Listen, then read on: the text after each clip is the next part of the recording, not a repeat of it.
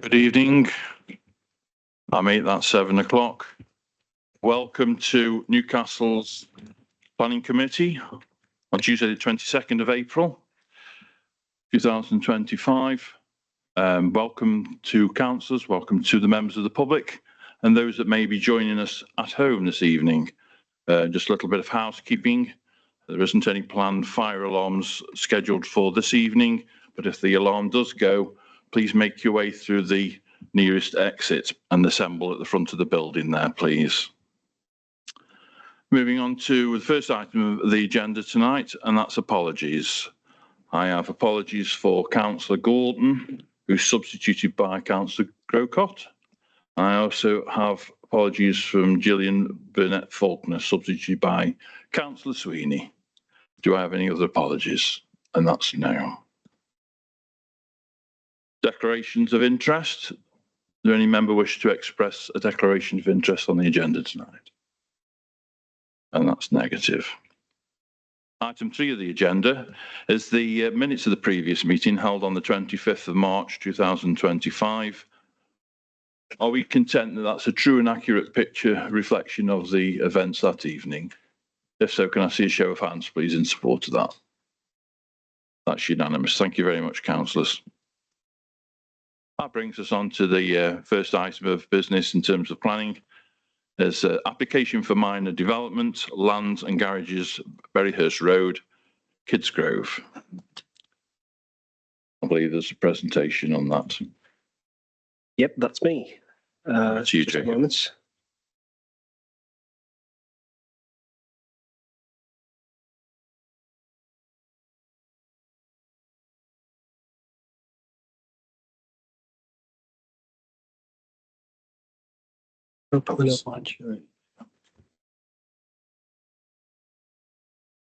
Okay, terrific. Lands and garages at Berryhurst Road. This is an application that's come to us from Councillor Simon Jones. For those of you who aren't aware of the site previously, it was residential garages, which was in the ownership of Aspire before being sold to Councillor Jones. It's a brownfield plot of about 1,300 square metres, and there is a public right-of-way which runs through the site from Rigby Road out onto Berryhurst Road. Again, for those of you not familiar with the site, the access point is about here where the red arrow is pointing, and again there where that blue bin is situated in the photo, and this is the access. If you go down that way, Councillor Jones has erected fencing and secure. Well, this is what the access looked like. Coming at it from both directions, and he's installed an automatic security gate, which he tells me that those who choose to rent containers from him will have access to. And this is just giving you a broad overview of what the site looks like. Ultimately, he proposes to put 12 containers on the site, though right now there's only 3. These will be painted either dark green or dark blue, similar colour. The landscaping is all compacted hardcore, and he's erected a 2.5 high metre fence around the site, except where he's agreed with the neighbours that they back onto that the fence should be shorter. Close look at the containers. It's about 6 metres deep, and as I say, there'll be 12 of them altogether if permission's granted. There's also a pergola on the site, which stands at the northeast corner, east corner, northeast corner, either way. It's got solar panels on its roof, and we've been in discussions about this case for quite some time now, actually, and basically us in the planning department, we're of the opinion that with a set of very strict and specific conditions, this proposal might be considered appropriate. However, without those conditions in place, it's not something that we're prepared to support. So it's up to you councillors to decide. First of all, if you're happy with the conditions that we've got in place, and also if there's any further conditions that you might want to add. And yeah, these are the plans. Is there anything further? No? All right, then I'll turn it over to you guys. Thank you. Thank you very much, Jacob. We have a speaker on this item. We have an objector, Mr. Craig Cottrell. Are you here tonight? Would you like to come forward, sir, and take a seat there in front of the microphone? When you're ready to talk, just press the button in front of you. You have 5 minutes to state your case. After 4 minutes, you'll be reminded that you've got a minute left. You may begin when you're ready. Thank you.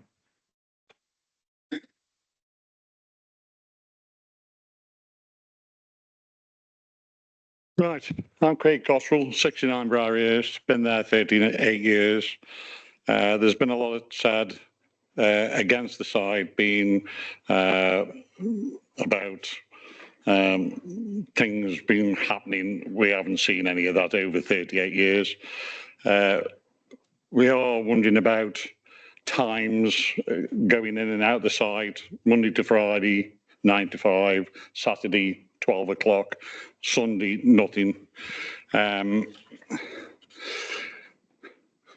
the site's been done, it's been stripped of 90% of the trees and vegetation. The levels have been increased. This has caused problems with the drainage, which there's been nothing put in, and it's causing a lot of problems for neighbours on the bottom side of the site. You know, I've been in groundwork and building most of my life, so I know what I'm talking about when I say that. And it is a bit of a thing. 99% of the work that's gone on at the moment has been done prior to anything being passed, even though we've asked for people to go and enforce things. This has meant that some of the boundary rules and rules for the site, privacy rules, Party Wall Act have all been broken. This then takes me to the pergola that's in the corner. It states that on your paperwork that you sent over that it should be a certain size, a certain height. It doesn't conform to that. It's way too high. It's in the wrong place according to the plans that have been put in. It's supposed to be 1.8 away from my boundary. It's within 10 centimetres, and the corner of it overhangs my property. He's put gutters on it, but he hasn't fitted the gutters properly, so all the water's coming over where I am. So that's a big thing. It's over 2.2 high at the boundaries. It's within 400 centimetres of one boundary. It's actually, like I say, 10 centimetres off mine. You've said 3.2 to the top of it. It's nearly 4 metres. And it just overpowers everything that's there. And it would be more in keeping if it was brought down to more like the height of the cabins, the containers that are going in. Over that, you know, we've tried to get it enforced that he stopped building, but we've suffered all the way through. You know, we've spoken to Jacob Woods on a number of occasions. He's seen the photographs and everything. Before this started, Simon came round to see me and the other neighbours, telling us of his plans. He sat there in my garden for half an hour. We went through everything. He knows of me. He knows my sons. And I went through my illnesses. I'm terminal cancer. My wife's got Parkinson's. I told him that I've got a mobility car that plugs in to the back of the shed. He's then actually, when I was on a cancer retreat, he's blocked me in, so I've then got no access to the back of my house. He's give access to other people, but he's blocked me for some reason. I don't know why he's done this. He was working on a Sunday afternoon, and I did step up and just tell him about it. I asked him, you know, I'd just come out of hospital, could he please stop that? I was lucky that I did record it on my phone, because the next day he sent the police to my house and said that I'd verbally abused him. And when that didn't work, because the police came, saw the video, said they saw nothing of that sort of thing on there, he's then started flying a drone over the back. Time.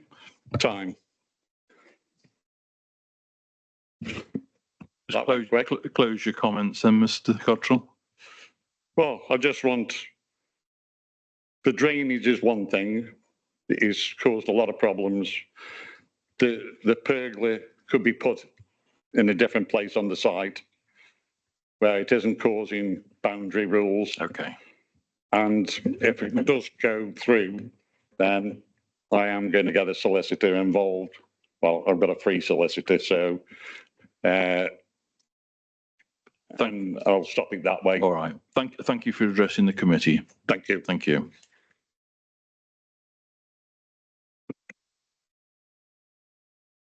No further speakers on this item. Would you wish to comment, Jacob? Come back on the comments made.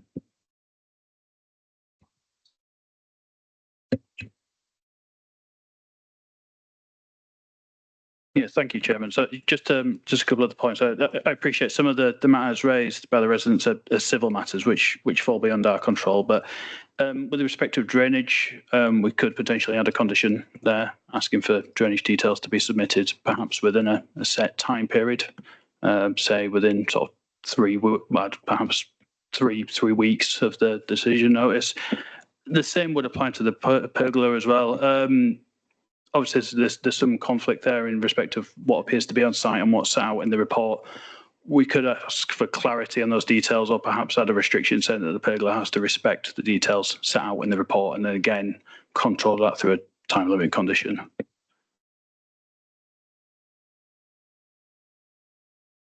Thank you, Charles. I'll now open it up to members. Councillor Holland. Chair, are you sure you want me to speak? That's all right. I was going to say, before we get into the principles of it, I'm not always a fan of retrospective or part retrospective applications, but it makes no difference from a material planning point of view. However, we're being asked to vote tonight on a structure, a pergola, and the public speaker this evening has told us plainly that it is already constructed and it is not in accordance with the plans that have been placed in front of us for approval. To me, it would be very strange. It would feel very strange to be voting on this if there is a likelihood that it is a fantasy, or that it won't be reflected on the ground. Have our officers had a chance to visit the site? Being as it is part retrospective, we know what's gone up there. Can our officers advise us whether or not the pergola has been constructed in accordance with what is being put in front of us tonight? Because if it hasn't, my consideration would be that we should be deferring this until such time as that is established, because then we could make a decision firmly one way or the other. And that's just one sort of structure, isn't it? The pergola. Thank you, Councillor Holland.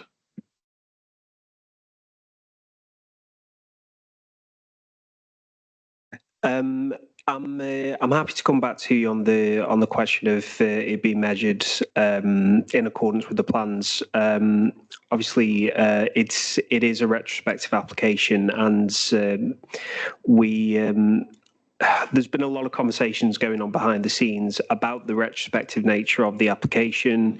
The fact that the pergola did not initially feature on the plans, and we found out about it after it had already been constructed from a residence. It may even well have been Mr. Cottrell over there. Yeah, we have visited the site on several occasions. We haven't measured the pergola to make sure that it currently complies with the dimensions that they've set out. But we're happy to come back to you on that later. Councillor Holland, do you wish to speak on that?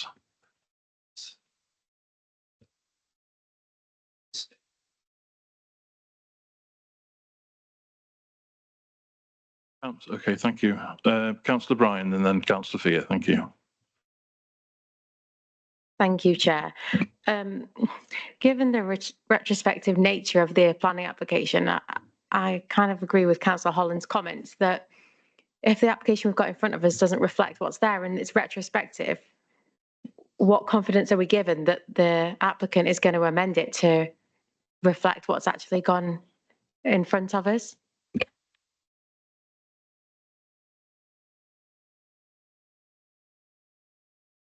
Thank you, Councillor Bryan. Councillor Fear. It's working, and it is now, Mr. Chairman. Yes, no, it has some strange green flashing light, but now it's doing what it's meant to do. Can I just say that I share the concerns of my two colleagues that they have just been put out. I'm a little bit surprised, I must say, that if this site has been visited and the pergola has been constructed, that measurements were not taken to tell the committee exactly what we're dealing with here. I mean, we heard from the public speaker a series of measurements and the location, and I would like to have those confirmed. I'm not saying the speaker is telling an untruth. I have no reason to disbelieve him, but it would be nice to have confirmation from our officers about that. Now, if those things are the case, and they are in breach of the plans that have been submitted, it seems to me that were we to vote tonight, we are actually sort of bizarrely voting for something which we will immediately have to enforce against.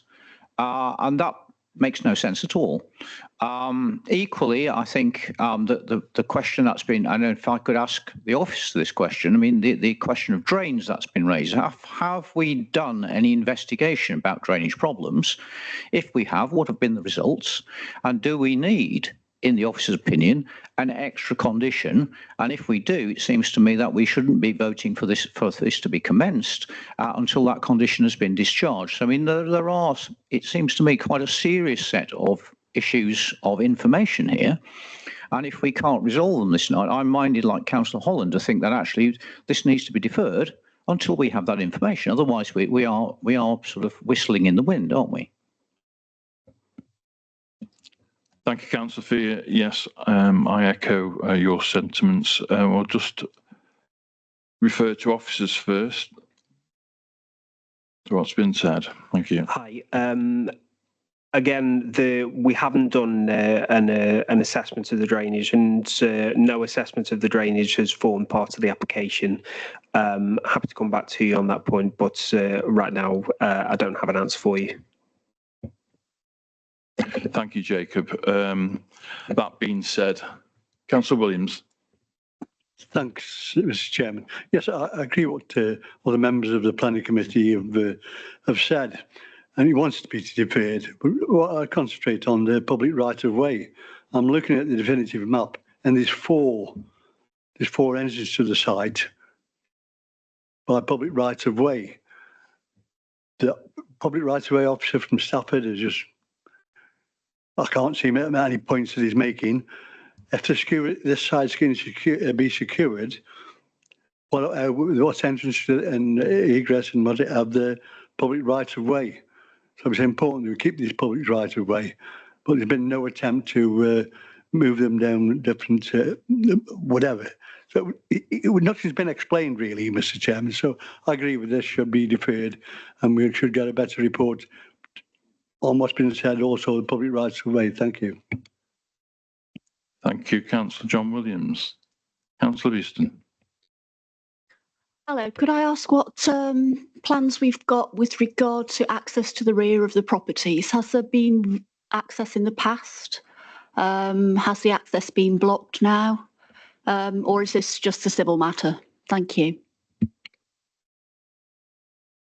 Hi. As I understand it, several of the properties have had their access to the rear blocked, but I believe that this is a civil matter, yes. And on the point of public right of way, the image that I've got up on the screen right now, the public right of way actually runs on the other side of this fence from where that car is currently sat.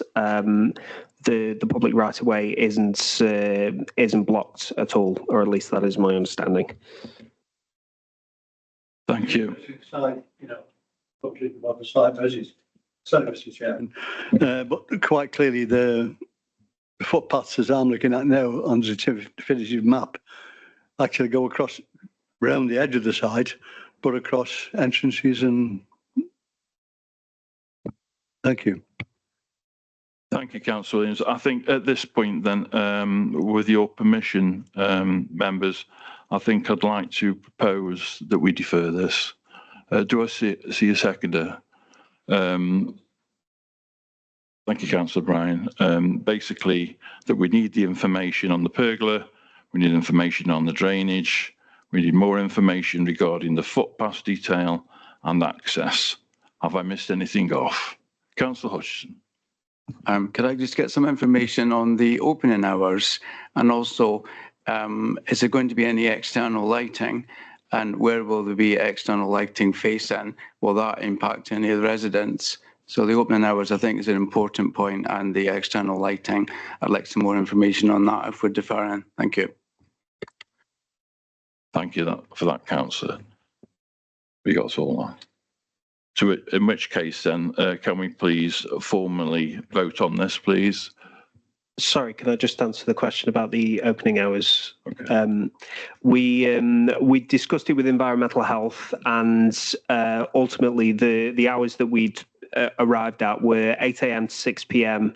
Monday to Friday, 8 a.m. to 5 p.m. on Saturday, and no time at all on Sundays and bank holidays. I should specify that it will be access to the containers that's limited by the opening hours, rather than access to the site in general. And as regards external lighting, we again, following consultation with environmental health, we've said that we'd like to see details of any external lighting provided for the approval of the planning committee before anything's installed. Could I suggest, Mr. Chairman, that because I can see why external lighting is important. I mean, manifestly there's a crime and disorder question here, but there's also a question here for neighbours nearby having bright lights on social hours. So I think rather than just having these things rather blandly said, these are for consideration, I think the committee again needs some hard data to have a look at so that ideas can be formulated. Completely agree with you, Councillor Fear. I think we need that detail of the lighting scheme. I wouldn't wish to bestow permanent lighting that's on all the time, which would clearly annoy the neighbours, but some sort of timing on access, switchable lighting may be explored. So that being said, we've heard the information that we've requested. Can I see a show of hands? We've had it formally proposed that it's deferred and seconded. Can I see a show of hands in support of that, please? And that's unanimous. Thank you, councillors. That item is deferred. That brings us on to item 5 of the agenda. Application for minor development, land rear of 5 Morningside and 16 Laverock Grove, Madeley. You, Charles, this one. Gone.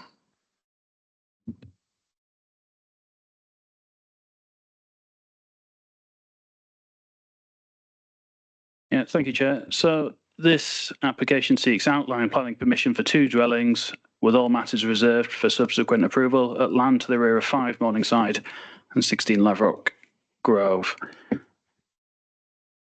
So the application site is located within Madeley on a site that's previously been used for residential garages and a parking area. It's surrounded on all sides by existing residential properties.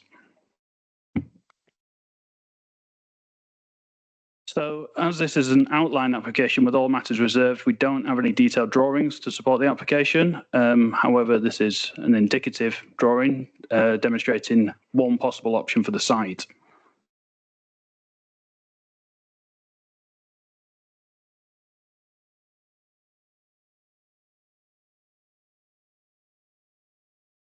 So here are some photos of the site showing the context with other nearby properties.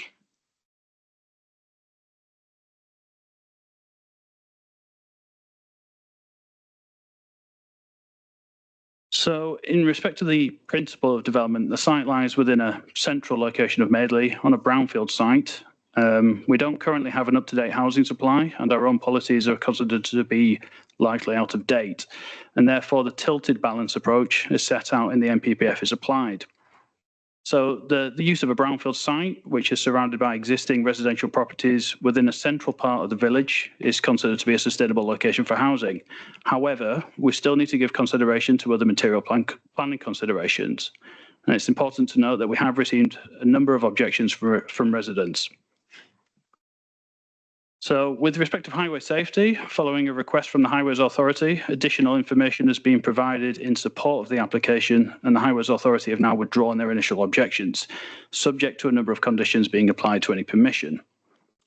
Now, with respect to residential amenity, without knowing the exact details of the layout or the housing types, we can't make a full assessment of the amenity issues at this time. However, the indicative drawing does demonstrate how a scheme could be developed which complies with the council's separation distances. And then regarding the visual impacts of the proposal, nearby properties tend to be laid out in a standard arrangement where they front a highway, and it's acknowledged that this proposal would not be orientated in a manner consistent with the surrounding built form. However, there are other examples of properties set behind others in the surrounding area, such as those to the rear of Bramble Lee, which is a site just to the north. The site is also physically large enough to accommodate 2 properties with associated driveways and gardens. So to conclude, given the lack of a 5-year housing supply, the fact that the proposal would utilise a brownfield site in a sustainable location and is only seeking outline permission at this stage, it's recommended that subject to a number of conditions to address the concerns of the Highways Authority and the Environmental Health Division, the application should be approved. Thank you. Thank you for that, Charles. I'm aware that there's a couple of speakers that wish to speak on this item. Can I call on Councillor Jill Whitmore? Councillor, you have 5 minutes to make your case. You'll be reminded after 4 minutes. Good morning, Chair. Good morning, councillors. Given my objection to this build, sorry about my voice, I lost it at the weekend, so I'm just getting it back. The plan is not to scale or to the dimensions. It's showing room at the back of the properties for 2 cars each side. It's not possible with the scale that they've done because there's not enough room even for 1 car. There's an adverse impact on the surrounding highways regarding to parking. 12 to 15 cars park regularly on that site. Where are they going to go?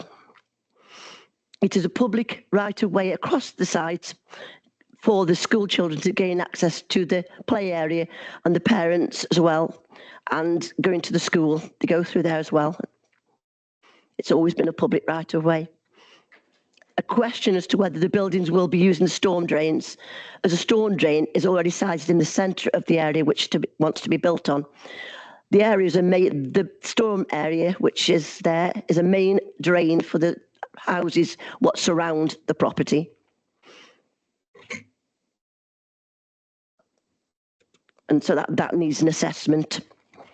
There's a potential conflict with the residents that have access to their properties from this site. They won't have access from this site because the houses will be there. So they'll lose that access. And where are they going to park? The latest resident letters what were sent out on the 11th of this month were received on the 17th. So they had, the cut-off date was the 17th. So they had no time to object to this latest proposal. The closing date was the 16th at 5 p.m. Obviously, they received them on the 17th. The access is so tight that there's no turning circle for emergency vehicles to come round. And with Birchdale being a really narrow area, they couldn't get down there either. So that needs, okay, highways have approved it, but I say there's an issue with the emergency vehicles getting down there, and it needs to be visited by the planning committee to see these concerns. Thank you very much. Thank you, Councillor Whitmore. You may resume your seat. Next, we have another speaker, objector, Jennifer Jennings. Would you like to address the planning committee, please? Same applies. You have 5 minutes to make your case. You may begin when you're ready. Good afternoon, councillors. Hope you're all okay. I personally live at 18 Birchdale and back on these garages. I've done my own drive because I can't actually park on Birchdale. The Bryn drivers can't even get down there if the cars are all parked there either. Birchdale has a lot of residents who are elderly and in bungalows. So equality, you haven't looked at that. A lot of them have carers and they have to park in the garages or around the corner. Now, if these two houses go up, there's nowhere for anybody to park. I've personally made my own drive so I can park. Others can't park. It's an access for people to come through, children especially in the morning who go to John Offley, and it's also an access for the children to go to the park. As you can see, there's quite a blind spot at the top. If two houses are built there and there's a car coming round, you're going to look at an accident there. As residents, they've put me forward. We're not opposed for something to be built on there, but as it is, 24 houses will back on these two houses. They'll be able to see in all our gardens and we'll know exactly everything they're doing. The guy who bought the land personally has done nothing to it since he's bought it. Us residents have looked after it. We've removed rubbish. We've even put locks on the garages so kids can't go in because they are asbestos roofs and it's liable for children to fall through. So it's a hazard waiting to happen, to be honest with you. I know we've lived in Madeley all my life and I've lived in the house for 26 years. The council proposed at one time to build flats there, and I know that they couldn't build them, not just because we opposed, because we couldn't get out of our drives because of the storm drains and the drainage. All our drainage goes in to that one area, and they said that they couldn't do it then. So obviously that needs looking at. God, my voice is going. The lighting as well, if you put lighting on there, not only at the front have we got lighting, we'll also have lighting at the back, so our houses will just be lit up all the time. In a way, if you put two houses there, because it's quite dark, there's one light at the top where you go in and one at the back, so neighbours are not disturbed by lighting all around the houses. Also, our letters, I've asked every resident tonight. Obviously, we haven't had much time. The letters I've got in my bag was addressed the 11th. Obviously, it goes through franking and everything. We did not receive our letters to the 17th. We could put a written proposal in on the 16th at 5 p.m. That day had gone. And that's every neighbour in Birchdale, Lavrock Grove and Morningside, because I've asked them all. We didn't have much time to oppose it last time, but I managed to get 12 letters in, which I personally handed in to yourself. Also, as to access, I know there's been trouble with firefighters getting down that road because of the parking of Birchdale. Even the bin men have to mount the curbs to get down there, and if there's another car on the other side of the curb, they have to come round them garages to get in. if there's no access that way. I'm just very concerned about the access. It hasn't been thought of, and I don't think the plans are correct to size to what should be built, to be honest with you. I think that's it. Thank you. Thank you, Mr. Jennings. You may Thanks. resume your seat in the gallery. I just referred now to our officers if they wish to come back on the points raised by the speakers. Thank you. Thank you, Chair. So we'll just start with the drawing then itself. I mean, it may not be to scale. It is purely for indicative purposes. It's important to remember that any scheme that did come in may not be for two houses, may not be two-storey houses. We just don't know at this point. Those details would be looked at a reserved matter stage. With regards to drainage, again, being an outline application, we can't ask for those details. Those details would need to be provided as part of a reserved matters application, so it would be looked at, but just simply not at this stage. In respect of privacy and lighting, these are material planning considerations, but again, because we just don't know what it would look like, it's very difficult for us to say that it's going to cause significant issues. It does comply with our guidance set out within the council space around dwellings, SPG, so on that basis, we would consider it to be an acceptable form of development when looking at amenity. In respect to the letters, I'd certainly share the concerns of residents in that respect. These latest letters that have sent out, I think, were done on the basis that the Highways Authority had come back stating that they've got no objections to the proposal, and it was by way of an update to residents to explain that to them. But the application's actually been in for some time. I think it was submitted in September last year, so that there's obviously been quite a considerable amount of time there for residents to make comments on it. But that's all. Thank you. Thank you, Charles. Okay, over to members. Councillor Fear. Thank you very much, Mr. Chairman. I think we should all be aware that what we're seeing is potentially a fantasy there, that we are dealing with the principle effectively of development, and we don't know what will come as a reserved matters application. So I think we need to be clear in our own minds what we're thinking about here. A variety of things spring to my mind. I'd just like the officer to tell us whether the access here would be an adopted highway. I think I can read, my eyes are not what they used to be, that it says access widened at the base of this this plan. Is that the case? Because another thing that, of course, concerns me, and this is a bit of a cracked record, I know, is where does the waste collection come in all of this? Is this going to be wide enough? Is it going to be adopted? In other words, is a bin wagon going to go down there? If it's not, then how, then I've got serious concerns about this, because I don't like the idea of people just not having a waste collection.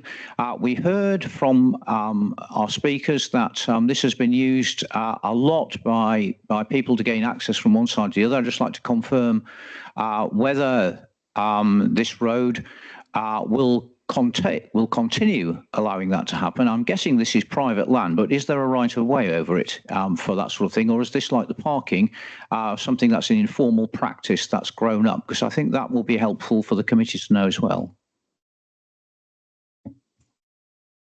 Councillor Fear. Yeah, thank you, Councillor. So with the access arrangement, the access in the southwest would be the main access, and the one in the northeast wouldn't be used, which is denoted on the plans. So it would be widened, but I don't think it would be brought to an adoptable standard. So in that respect, there would still have to be some movement of bins from the site to the adoptable highways, which probably goes beyond what you can see on this red line plan here. With regards to the access to the site, in terms of people using it previously and how it's historically been used, that's really more of a civil issue, I suppose, that we couldn't really look at from a planning perspective. Could I just confirm then that there is, formally speaking, no right of way over that land? Would I be correct in saying that? Yeah, that sounds correct. So there has been like an informal use of it, but no, it's certainly not a recognised public right of way on it. Thank you. Councillor Holland. Thank you, Chair. Councillor Fear is absolutely correct that with all matters reserved, we're dealing with the principle of development. We do, as a committee and as a planning authority, see a lot of applications for the development of former garage sites, including 10 minutes ago. But there used to be, as a part of state design, a lot of garage sites like this collected together were created. And these days you don't see so many of those. You see integrated garages with new properties and other ways of handling vehicles. One thing we are going to be voting on tonight, though, is the red edge curtilage of the site. And both the image displayed on our screens and also the plan that was circulated to members as part of the agenda pack seem to me to show that the garages themselves are excluded from this development. Now, listening to what the speakers have said, and grateful thanks to, I know if the application's been called in, it'll have been the councillors for Madeley that did it, and I'm very grateful to Councillor Whitmore for coming tonight, because councillors don't always do that. Members don't always show up to explain why it is they've called an application in, but the member has done that. It's very possible that the applicant is setting themselves an extremely difficult task of producing a detailed development of this site that will be deliverable if what we've heard about drainage and possible rights of way being established over the land. But it strikes me that they've made their difficulty greater by excluding the garages themselves. And if that space, which we can see edged in blue in front of us, was to be cleared and to be considered part of the application site, they'd have a bit more wiggle room. Is there any understanding that we have as to why that's not the case? Are the garages in different ownership? Is there an expectation that they'll continue to be used? Because one of the speakers has told us that they're in a poor state of repair and that they may contain asbestos. It just seems strange to me that what looks to me to be the garages that are currently on site are excluded. And if we're going to vote tonight, would my vote be different if I was looking at the larger area and not the smaller area that we're actually considering? Thank you, Chair. Thank you, Councillor Holland. Charles. Yeah, thank you, Councillor. Yeah, so obviously land ownership isn't something that we would tend to get involved with from a planning perspective, but for the sake of these plans, when looking at it, the red line denotes the boundary, the blue line is used to show any land within the applicant's ownership. So I can't confirm it, obviously, but I would presume by looking at this plan, though, that they actually would own the entirety of the site, including those garages. So if they're rented out or whatever arrangement is in place, there could be some difficulty there, but that's not something that we would get involved in really from purely a planning perspective.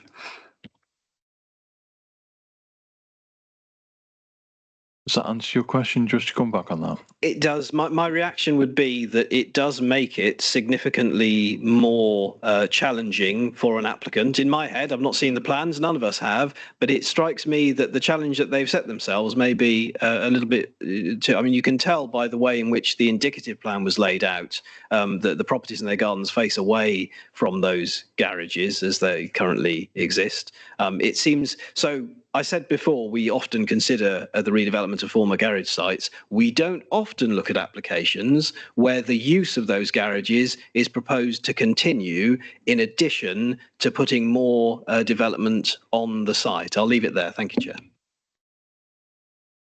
Thank you, Councillor Holland. Councillor Brown. Thank you, Chair. I think this does include loss of amenity, and even though it's informal arrangements, if carers are parking there and children are cutting through to the play area in school, I think that, we have to consider that that is a genuine loss of amenity.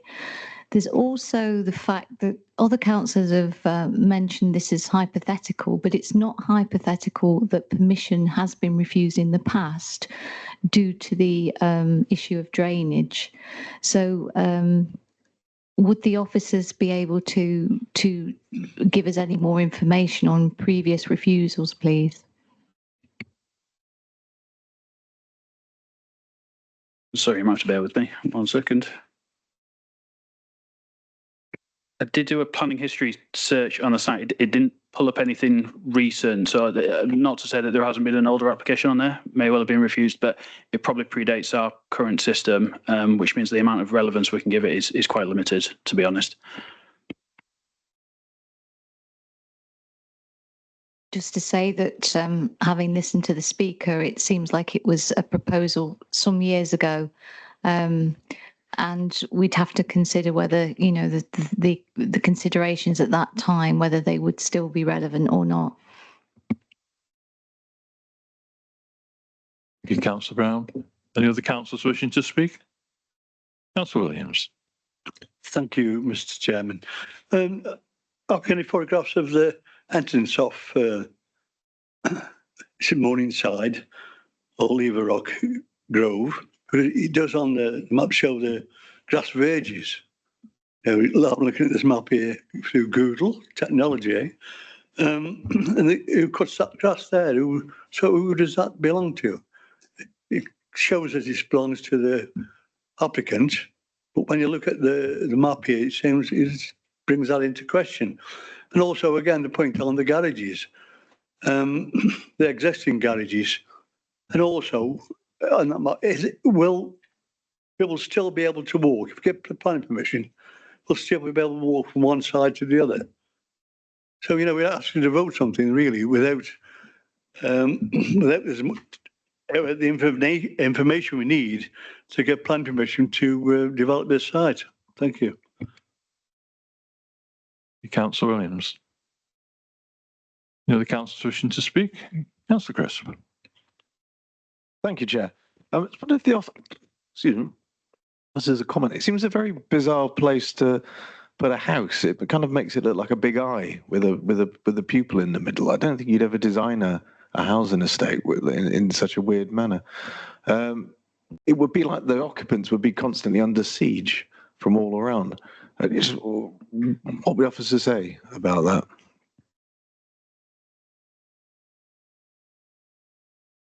Thank you, Councillor. So I'll just start with the red edge, the ownership issue. So unlike the blue line, which shows land within the ownership, the red line just denotes the application site itself. It doesn't necessarily mean that they own that part of the land. So those sections of grass verge may well be within the ownership of the Highways Authority, but they'll need to be used or altered in some way to accomplish the proposal. So one of the conditions is from the Highways Authority. They're asking for basically a complete review of how that's going to work in terms of access improvements, things like that. So it's not to be confused with land ownership with the red line, if that makes sense. Regarding the second point of the actual position of the houses, I would agree. It's not ideal. These backland types of developments aren't perfect. They do feel quite sort of self-contained, and you know there is a kind of sort of landlocked aspect to it. But they're not unusual forms of development. I think, especially at the moment, given the sort of general push for residential development, you know, throughout England, I think it'd be very difficult for us to resist it on sort of layout and design grounds, in my professional opinion.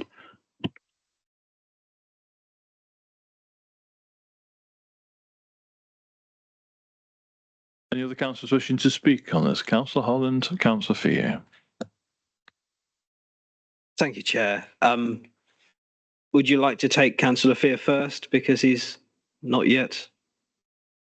Happy to do that, Councillor Holland. Councillor Fear. I think I had actually, Mr. Chairman, but I'm if Councillor Holland wants me to go first, I'm happy to do so. Again, I think, you know, one of the things we've got to be careful about here is whether we like something or whether something is lawful. And this is a very odd place to put houses, but that's not, you know, if a developer wants to take that risk, That's not for us to decide. It's for us to decide whether the developer can do that, in our opinion. My worry is again, it's a perennial one for me, is I don't like this because I don't like, if the officer says we can't have access here, which is of an adoptable standard, we are building in lack of amenity to start with. We've got people. I don't know how long that is. I can't work it out because there's no scale on that thing. But again, people blandly say, oh, it's only 20 metres to take your bins. Well, when it's cold and wet and icy, that's quite a long way. But actually, of course, it's 40 metres, isn't it? Because you have to bring the bin back again. So I'm very worried about that. I think, it's not an ideal place. I don't think arguments about informal parking will work. They haven't worked on previous sites in this borough. But I am concerned that if we are going to build here, we do need to say that this should be a proper road. And it doesn't look to me that we are saying this should be a proper road. So at the moment, I might just say this is probably not a place where we should be building houses. Thank you, Councillor Fear. Councillor Holland. Thank you. I'll go one better than Councillor Fear. It's 80 metres because you have to go with your bin to the curtilage, return to your property, and then once the bin has been emptied, you have to make the journey again. So it is. I mean, in all honesty, it's a sensible and germane thing for us to be discussing as a committee, and we have done in the past. We've looked into that. I was going to ask about parking.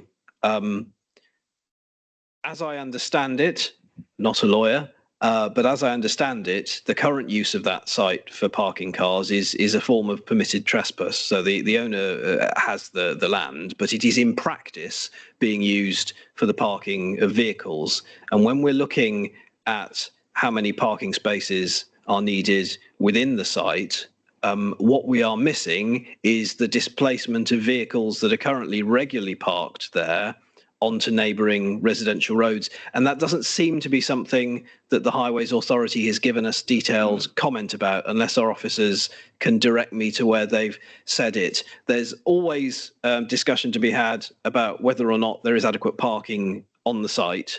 But in addition to that, in practice, whether it is lawful or not, there are currently vehicles that live there, that are parked there on a regular basis. The public speaker has advised us that's the case. Those will be displaced. There will be a knock-on impact on parking outside of the boundary.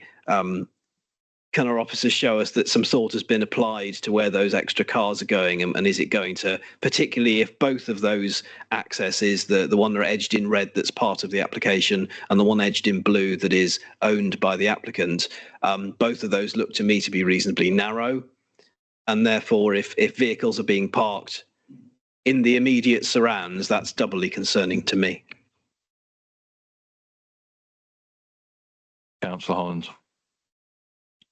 Yeah, thank you, Councillor. So I'll just start on the bins matter. I mean, again, we don't have full details of the bins. It might be that they could be positioned close to the highway, but because it's outlined, we just don't have that level of detail. I accept, though, that you are going to have to move some distance from the house to put bins out for collection.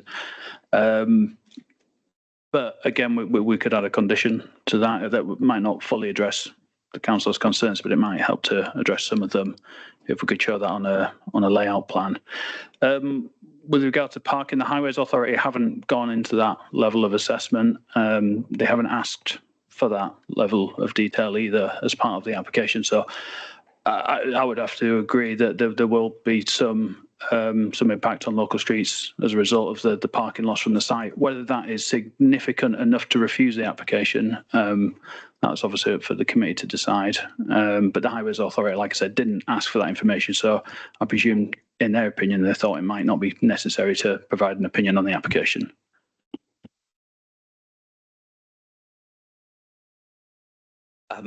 Following on from what Councillor Fear said, can our officers advise whether it is at this stage certain that the access that we're looking at cannot be created to an adoptable standard, i.e. it is not currently wide enough for us to do that? If not, can we condition our consent on any further application? So access is going to come as part of an all matters application later on, isn't it? Can we condition that we're only going to approve an application where that access is adopted? Sorry, I'm very tired. We've reached a point in the calendar where I'm typically working myself very hard doing politics. But did our officers understand that? So what we want is for that highway to be adopted and for residents to be able to present their bins. And if they can't, it's very likely we're going to say no anyway. But at this stage, I'm wary about giving outline permission unless matters like that are nailed shut. Yeah, to answer that, no, I don't think we could condition it. I think it would go beyond our powers in that respect. And more than that, I'm certainly not a highways technician. I couldn't say if that road is over width to make it adoptable. That being said, we've granted a number of these type of applications throughout the borough. Never before have we asked that the access arrangements into those are done to an adoptable standard. So I think the concern there would be that we weren't being consistent with previous decisions. And then if this does then go to appeal, if it was refused, I'm wary that could be opening up to a costs application against us on being unreasonable. Thank you. Councillor Fear.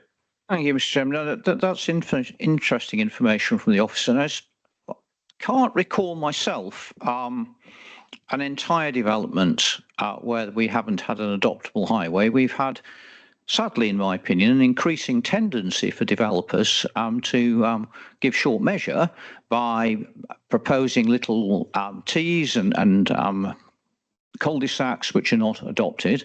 But this seems to me to be a rather different case because we're saying the whole thing's not going to be adopted. And I must say at the moment I'm minded to propose refusal of this item on the grounds that the plans do not demonstrate that a sufficiently suitable form of access has been demonstrated to be there. If it can only be unadoptable, I just don't think that's good enough.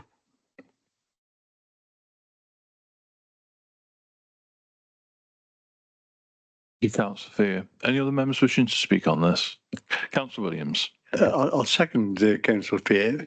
Also, the old sites should be discussed tonight. The ones in blue lines, we're not discussing them, just the ones in red line.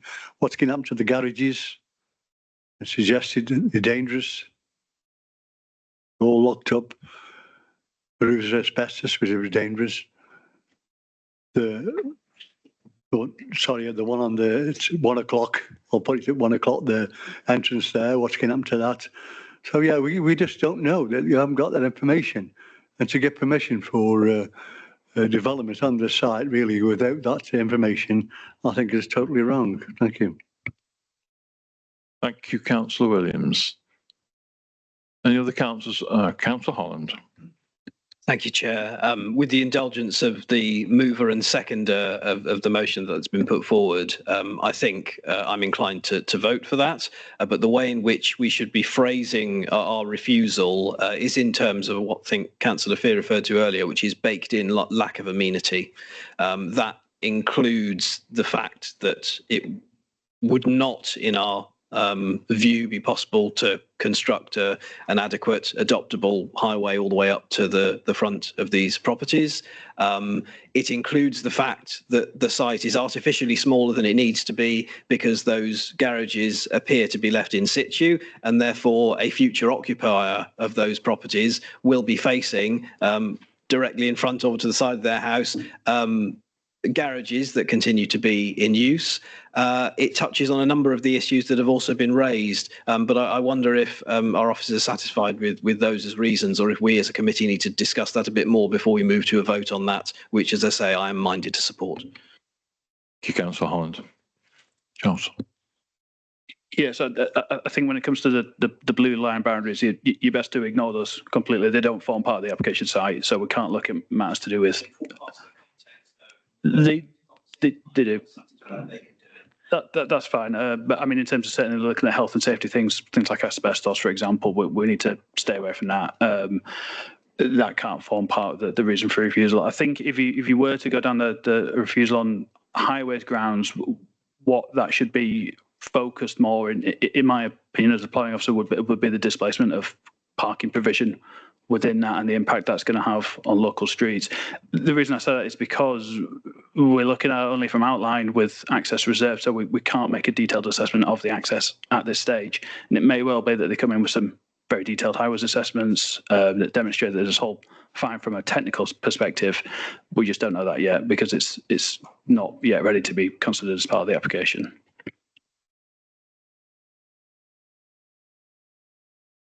Councillor Fear. I was a little bit confused by this because now we seem to be between the devil and the deep blue sea. One moment we can consider access, and another moment we can't consider access. I'm slightly more worried as well, actually, about the parking. I mean, if this is an informal form of parking, my personal feeling is that actually we can't consider that because it's not, it's not meant to be there anyway. The fact it is a high, it's one of these how long is a piece of string things. It's not that we're saying there is a formal parking area there and we will displace n number of cars because n is not a definable figure in this regard. But I do think that I still want to say that what this has not demonstrated is that there is a suitable access onto this site for the building of housing. And indeed, for the necessary amenities that follow from that. I don't think I can do this, but I'd be interested in a comment from our officer. If these garages are derelict, which is what the public speaker pretty much implies, has there been any comment from or any comment sought from the police force at this juncture? Because it seems to me that you're almost building in a crime and disorder issue here with now new housing on one side of the road and potentially derelict properties where antisocial behaviour, and we've heard from our public speaker that has happened in the past, is immediately adjacent to them. Yeah, thank you, Councillor. So no, we haven't had any comments from the police, and we haven't consulted them either. There's a trigger mechanism for when we consult them, and I just don't think it applied in this case. With the access, obviously, it's a reserved matters application would come in later with full details of the access, and there's a number of conditions which would control that. So it's a tricky one to really say in terms of how you want to word that refusal, because you've got to be very careful that you're refusing on something that we are certain can't be resolved in the future with a reserved matters application, if that makes sense. Possibly you could say that there's lack of information there to make a decision. Another option would be to I suppose potentially defer the application and ask for details of access to be included as part of the application, which you can do. But obviously that's going to add some delays to it, and we'd have to do a reconsult for that and go back to the applicant. Councillor Hutchison.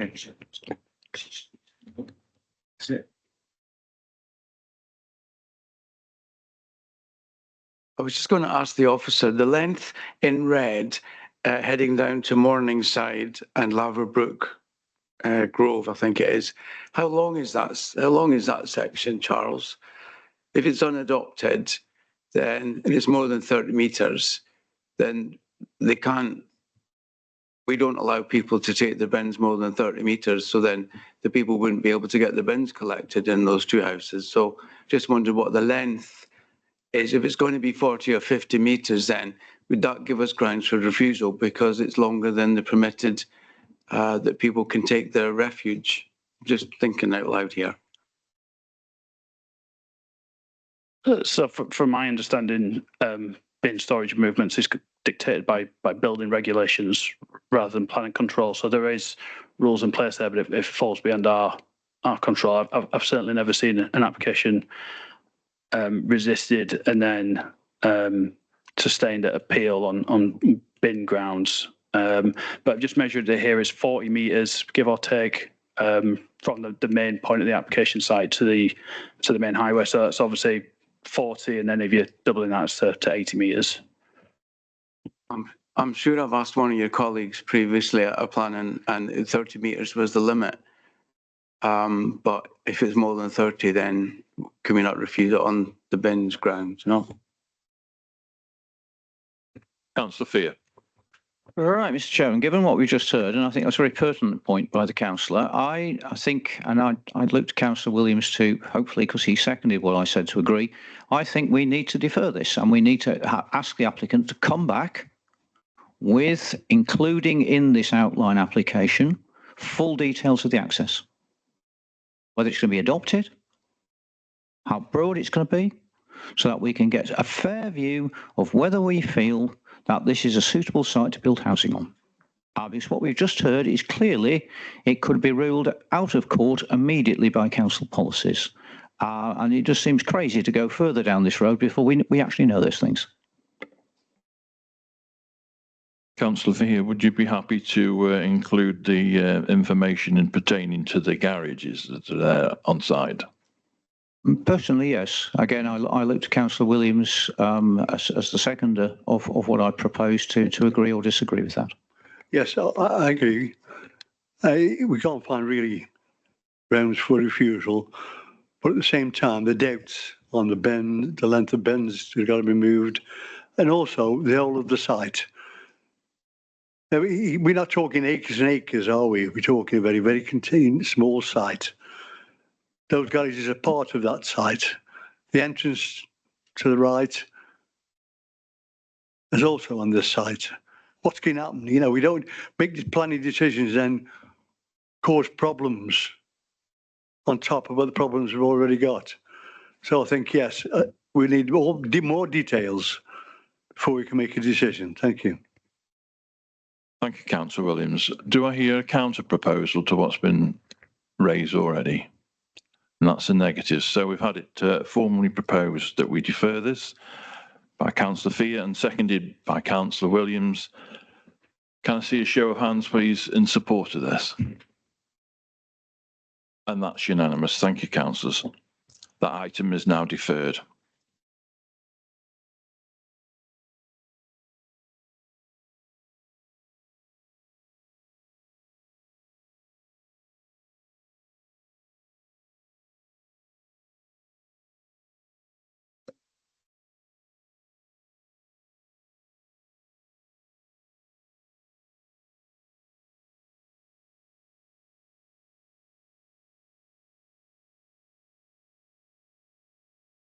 The wonders of technology.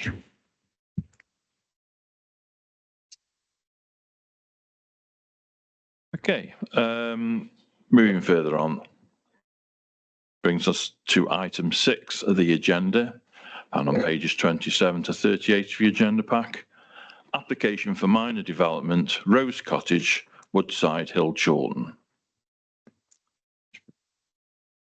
There's a presentation on that. Thank you, Chair. So this application seeks outline planning permission for 4 dwellings with all matters reserved, save for access at land which forms part of the existing curtilage of the property known as Rose Cottage.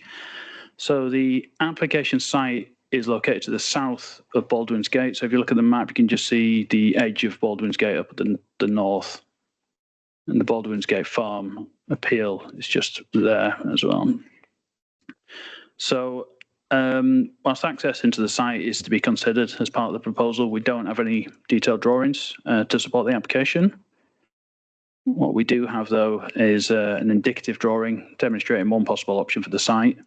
So it's important to note that as part of the scheme, there would be a new pedestrian link provided for the properties, which would lead onto Sandy Lane. So these are some photos of the site. These are taken from the west of the site along the highway of Woodside. And then these photos are taken from the east of the site, looking towards it from Sandy Lane.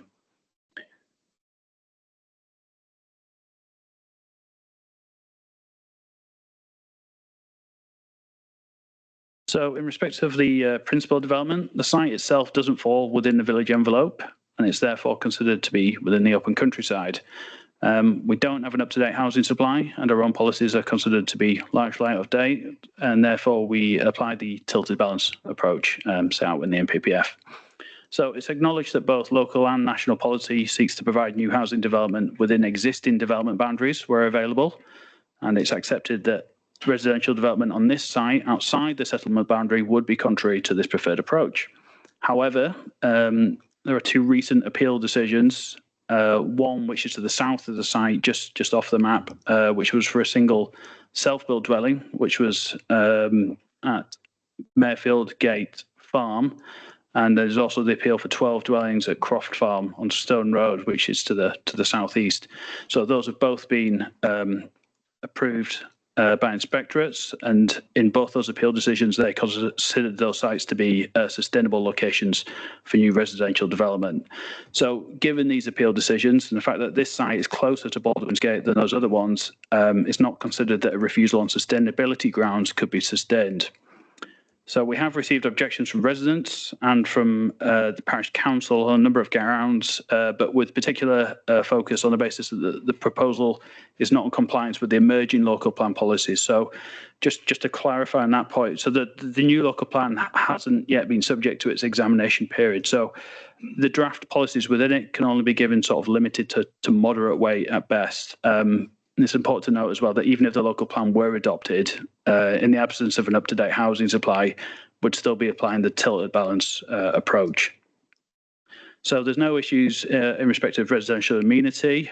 With respect to highway safety, the Highways Authority have accepted that the proposal is fine in technical terms. They have put an objection in their response on the grounds that the application is in a rural site, but they apply this objection to any development within the rural area of the borough, including things like changes of use, which are inherently sustainable forms of development. So regarding the visual impacts of the proposal, the houses on the site would result in a clear change to the character of the application site.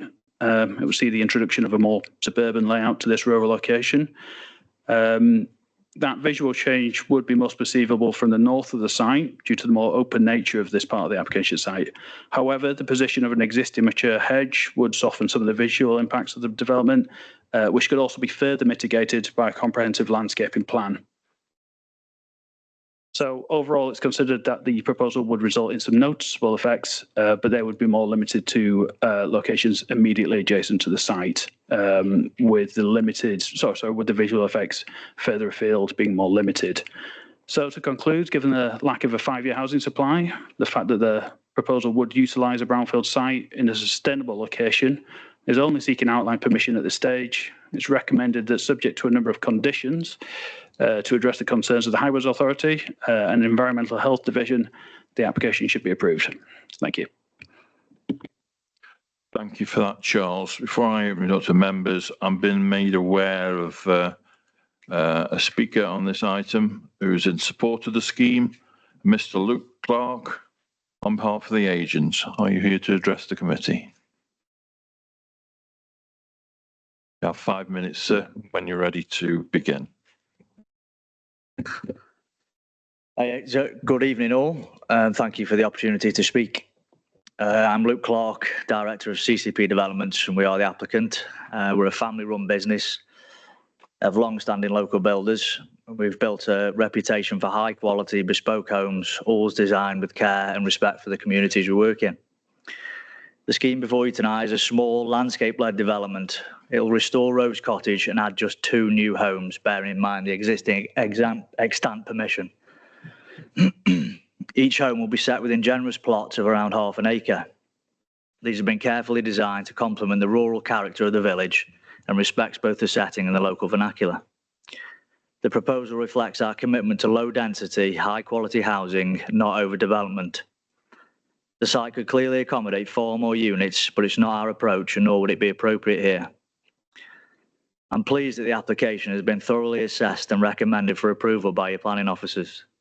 It meets national and local planning policy in the current context of the housing land supply shortfall. And we've worked closely with officers to address every issue raised. In particular, I'd like to address the concerns around highways and road safety. We fully understand the local sensitivities. That's why at an early stage, we commissioned a 7-day speed survey, which confirmed the average speeds of around 30 miles an hour. We also reviewed accident records. They show no pedestrian-related incidents on this stretch at all. The facts demonstrate that this proposal will not compromise safety. I'd also point out that planning appeal inspectors have upheld similar schemes nearby, finding pedestrian journeys on these same roads to be acceptable and safe.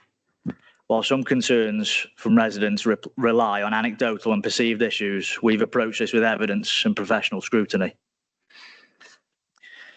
Beyond safety, the scheme brings biodiversity gains of 23% in habitat and over 60% in hedgerows, whilst retaining all existing trees. A new pedestrian link will improve accessibility and connectivity for both new and existing residents. I'm aware the neighbourhood plan is a factor, and I respect the community behind it, but it dates to 2019, and the council currently lacks a 5-year housing land supply. Under national planning rules, this means the tilted balance applies. Sustainable, policy-compliant development like this should be supported, especially where there's no demonstrable harm. Finally, this is not a speculative scheme from a volume builder. It is a carefully considered collaborative project shaped with officer input from the start.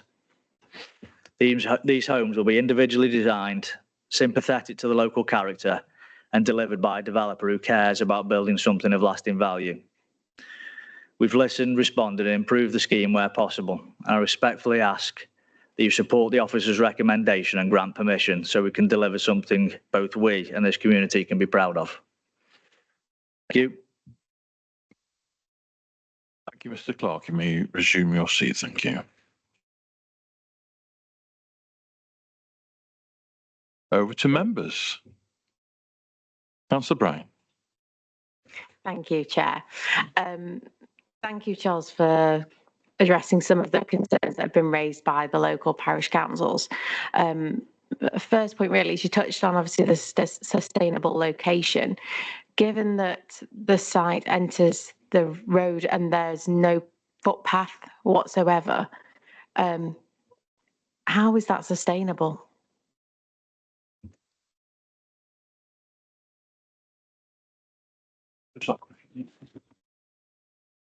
Yeah, so with the appeal decisions, that the inspectors essentially said that they can use the highways regardless of footpaths, and that there is a footpath at the back of where the bungalow appeal site was that you can use to access Baldwin's Gate.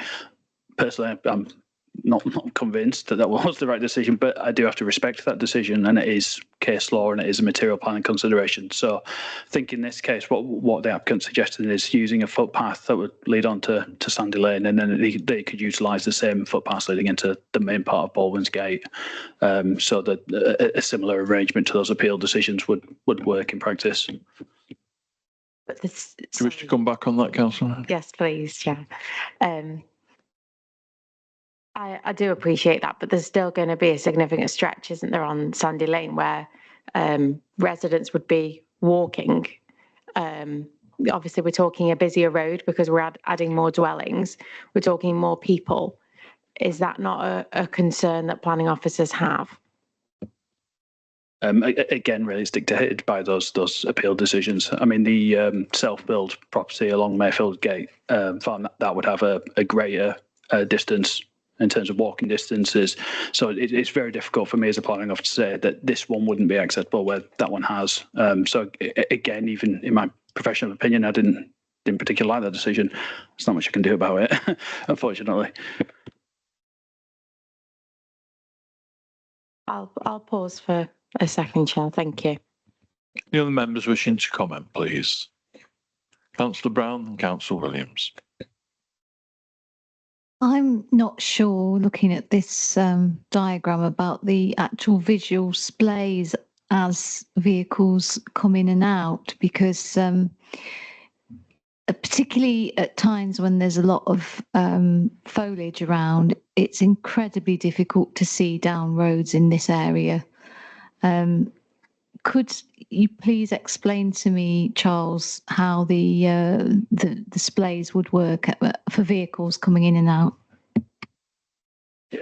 Yeah, so there would be a condition to address that, but during the submission of this application, also a previous application, which I will make mention of, which was for the conversion of Rose Cottage into 2 dwellings, the conversion of the outbuilding into a single dwelling as well, which is approved. So there was 3 dwellings in total for that site, the Highways Authority looked at visibility plays for that and technical details, and they were happy with it.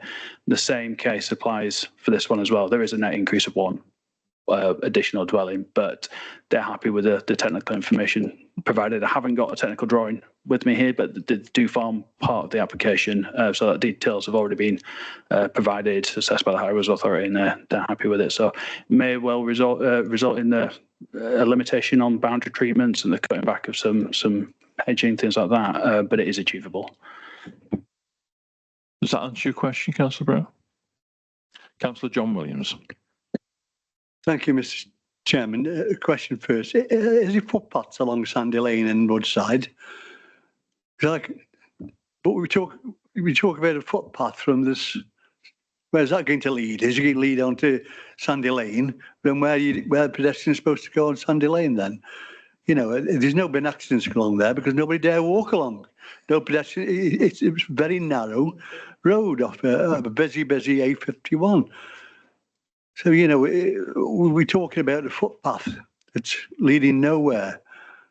So could you just, explain that? Thank you. Yeah, that's right. Yeah, so there's no pedestrian footpaths on either highway. So how it would work, if we're looking at that map, the Chalton Moss lane, which you can see on the right-hand side, that's the road essentially that's can be utilised that does lead up to another footpath. And inspectors have acknowledged that they say, well, whilst these highways don't have footpaths, they're happy with it in essence, and it's only a fairly minor distance, I suppose, in this case, from the bottom southeast part of the application side to Chalton Moss, which is obviously a less busy highway.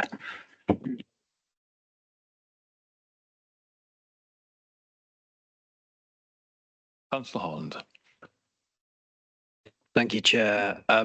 The extant permission is relevant here, and if we are looking to examine what's in front of us, we have to compare it with what already has consent. And I think what I heard from our officers is that a subdivision of the dwelling and the conversion of outbuildings into a further dwelling have been approved with access that is the same or substantially the same as what's in front of us tonight.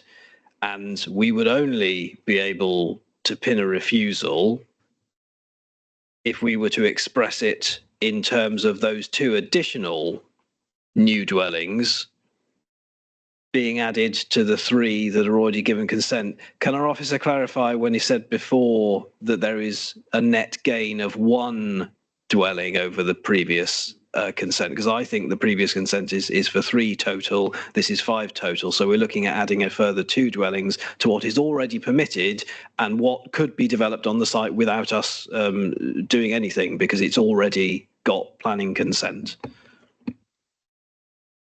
Yeah, you're absolutely right, Councillor Holland. It will be an increase of 2, but yeah, the previous one was 3. That's already been approved, so they've got a genuine fallback position in this case.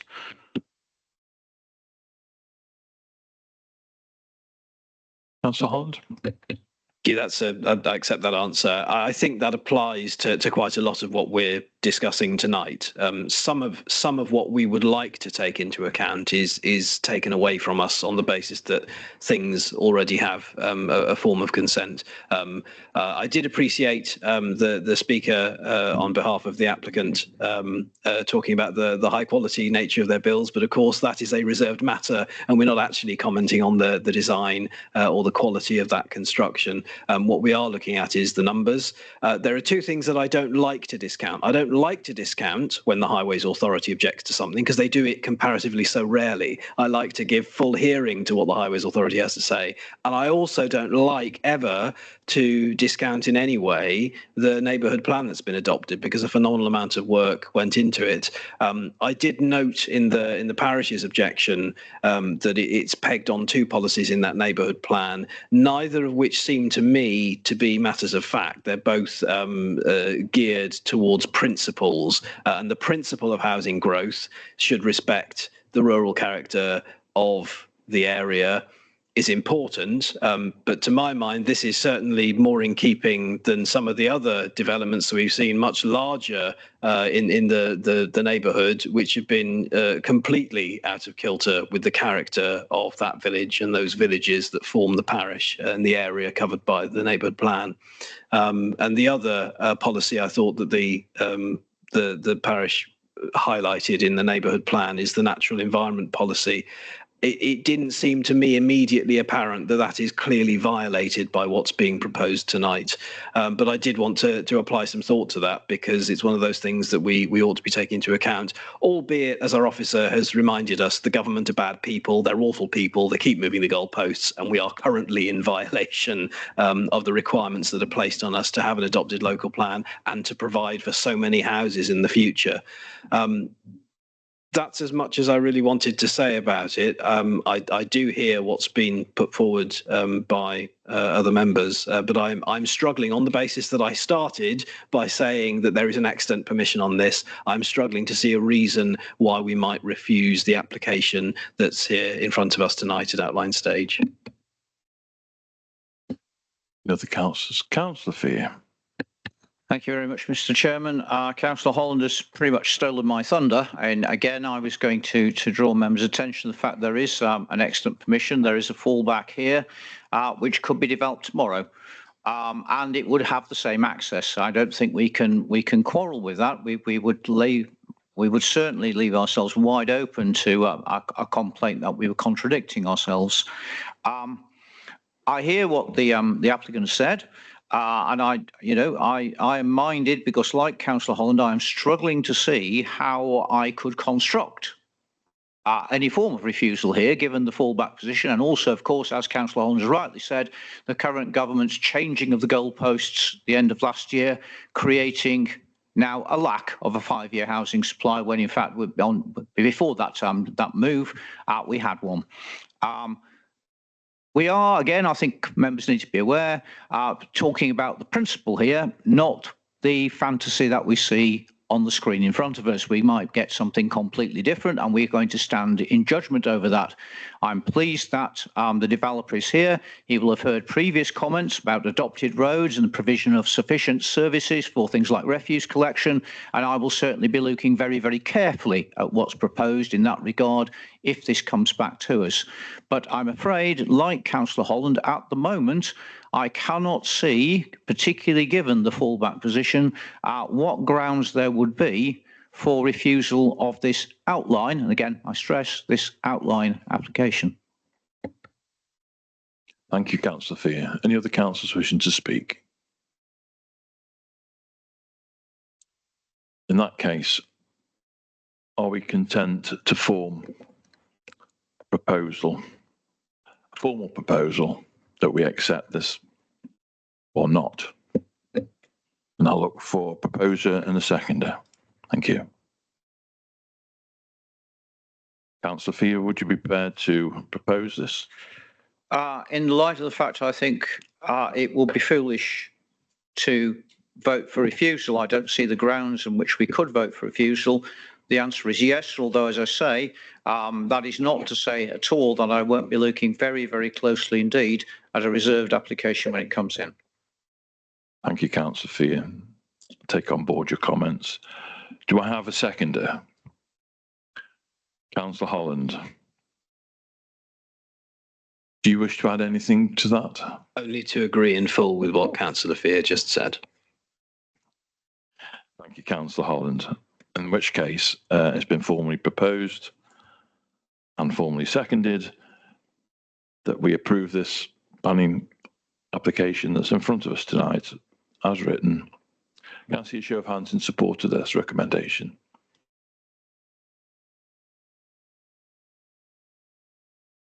Thank you. Do we have any against? Any abstentions? 3 abstentions. Thank you, councillors. That item is approved.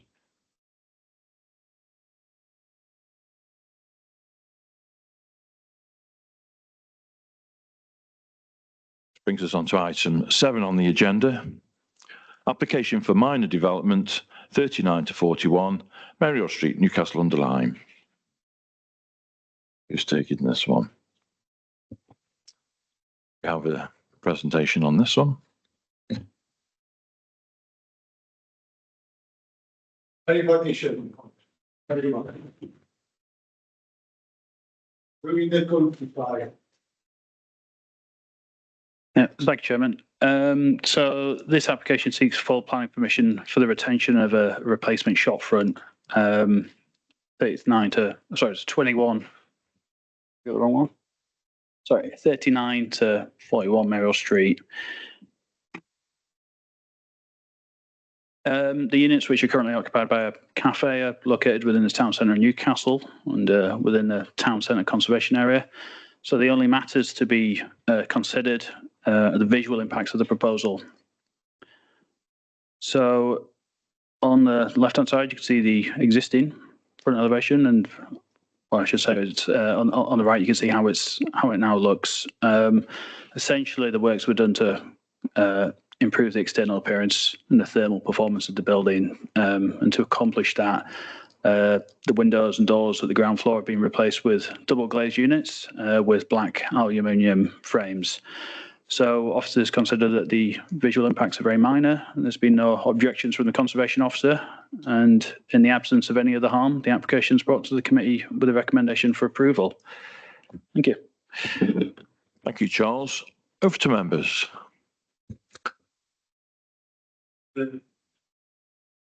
Second, Councillor.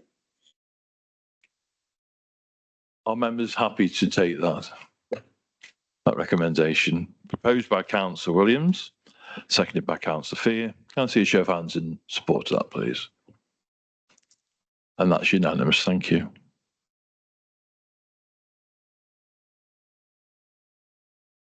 Item 8 on the agenda is application for minor development 21 Merrill Street, Newcastle-under-Lyme. Yeah, thank you, Chairman. So very similar to the last application. This site is just a few doors up from the previous one on Merrill Street. Again, falls within the town centre conservation area. So again, like the previous one, the arrangements were changed to improve the appearance and thermal performance of the building. And again, double glazed units with black aluminium frames. So again, no harm from visual terms. Conservation officer was happy with the alterations, and the application is therefore brought to the committee with a recommendation for approval. Thank you. Thank you once again, Charles. Councillor Fear.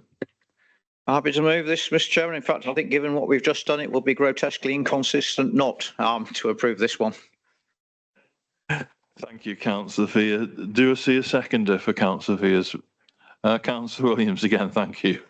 Do I see any counter proposals? No. Okay. Okay. In that respect, can I see a show of hands, please, in support of the recommendations? Thank you. That's unanimous. That item's passed. Brings us on to item 9 of the agenda. Another application for minor development, land at High Street, Nutton, Newcastle-under-Lyme Borough Council. Those who haven't had a chance to see this, there is a supplementary report. I hope you had a chance to look at that. Over to you, Charles. Yeah, thank you, Chairman. So planning permission sought to vary conditions 2, 7 and 9 of a previous permission, which was approved last year. So that application comprised of a new village hall with associated access arrangements, parking and landscaping in a central location within Nutton.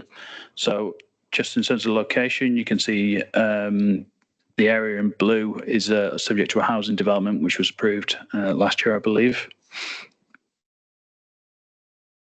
So the drawing on the right was the previously approved landscaping plan.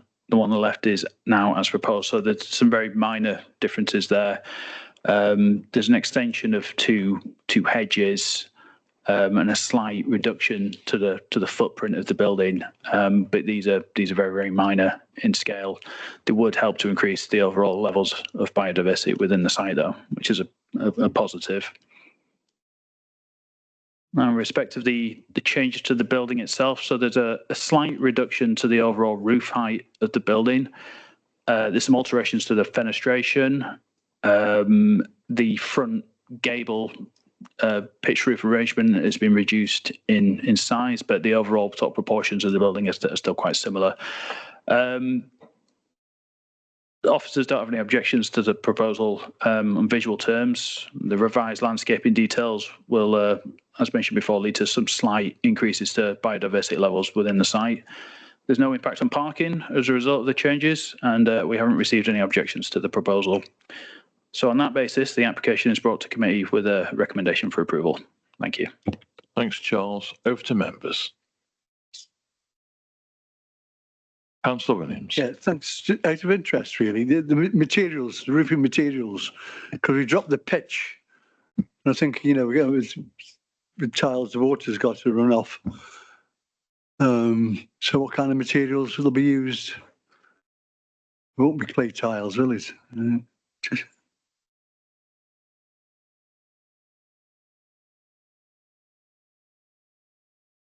Couldn't tell you off the top of my head, I'm afraid. I do understand though that it's was conditioned in the previous one, so it might be a case where we haven't actually seen those details yet, and they'll be submitted just under a condition discharge application. Just made that point then with the officer, it's in keeping with the other buildings around. Got the new ones, we also got the old ones next door, the school and the little trading estate. Thank you. Thank you, Councillor Williams. Any other councillors wishing to speak? Councillor Fear.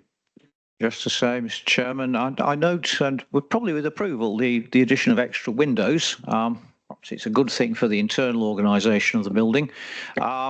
I share Councillor Williams' concerns that whatever's done, roofs, it's a large amount of roofing, that we do retain that vernacular, but my reading of this is that actually that condition is still there, and I would hope that people are clever enough not to do that. Certainly, though, I would be most unhappy if a metal roof came in or something like that. But given that the officers have assured us that condition will have to be discharged, I'm happy to move this application. Thank you, Councillor Fear, and from the chair, I'm happy to second that. So I see a counter proposal. That's a negative. So we've had it formally proposed that we permit this, subject to the conditions as printed in the report. Can I see a show of hands, please, in support of that? And that's unanimous. Thank you, councillors. That item's approved. Item 10 on the agenda, an old favourite. 5 Boggs Cottage, Keele. To be found on page 59 to 60 of your agenda pack. Do we have any other information? Yeah, there's nothing further to add to the report. Thank you for that. Are members content to keep this as a bi-monthly edition, or do we need to change the parameters in terms of how frequent this comes to the committee? I'm not suggesting that we get rid of it completely. I just for a little bit of entertainment that we have a little bit more substantial to report in the future if we are minded to alter the time parameters, perhaps every 4 instead of every 2. Councillor Fear. I would like to argue for the status quo, Mr. Chairman, because there seems to be significant negotiations are going on at the moment, and I think the committee needs to be kept abreast of that. Were this to be sort of now to be laying derelict, or we thought it might be laying derelict for 6 months or so, I might be of a different mind, but I'm not convinced that that's the case. So I'd like the cycle to remain as it is. Happy to oblige, Councillor Fear. I just thought I'd test the waters just in case members had a different opinion. So are members members happy to have this on the bi-monthly cycle for the future? If so, can I see a show of hands, please? And that item is unanimous. Thank you. I've not been made of any urgent business tonight for item 11. So which just means to say that I now draw the committee meeting to a close. Thank you for your indulgence tonight and getting through the business.